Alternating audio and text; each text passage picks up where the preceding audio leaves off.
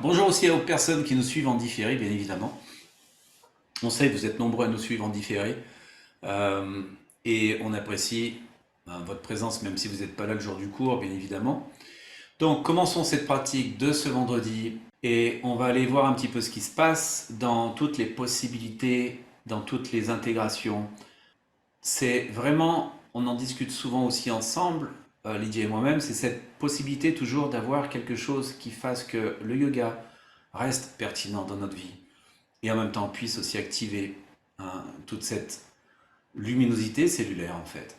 Et le plus difficile, je pense, c'est d'avoir la pratique. Que cette pratique puisse être ce fil continu, un sutra. Et ce sutra, qui est ce fil continu, va relier chacune des découvertes. Et c'est ce qui représente votre mala, le mala qu'on utilise pour faire les récitations des mantras. Chacune des billes de bois, ou de pierre, ou de ce que vous voulez, de cristal, mais chacune des billes représente en fait une prise de conscience. Et chaque prise de conscience est reliée par un fil continu, le petit fil qui est au centre de vos billes, le sutra. Et c'est intéressant parce que j'en ai déjà parlé dans d'autres cours ou dans d'autres formations, mais j'aime toujours rappeler que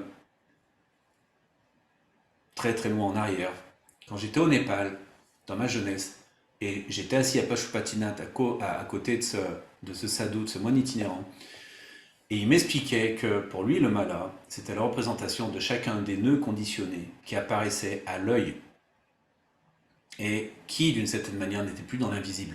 Donc pour lui, les billes de bois, c'était les granti, les nœuds.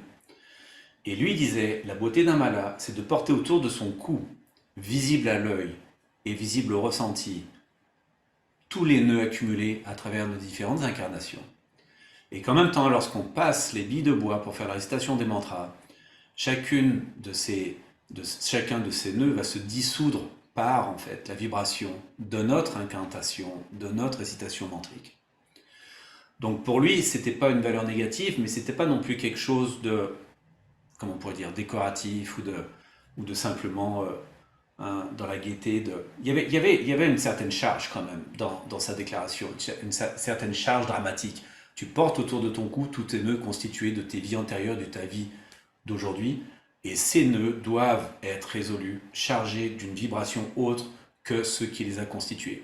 Et il disait, mieux vaut les porter autour de son cou et les voir que de les porter à l'intérieur de son cœur et de ne jamais les ressentir. Et le cœur finit par se durcir. Et c'est un peu ça les pratiques en yoga, c'est de tenir en fait un mala, peut-être invisible, voulant dire chaque rencontre qui se fait dans notre pratique, c'est l'accès peut-être à un nœud, peut-être à défaire ce nœud-là, peut-être à éviter d'en reconstituer un autre. Et le fil continu, sutra, qui est le rendez-vous qu'on a à chaque pratique, est là pour faire le lien entre chacune de ces pratiques et permettre justement cette ouverture et cette possibilité.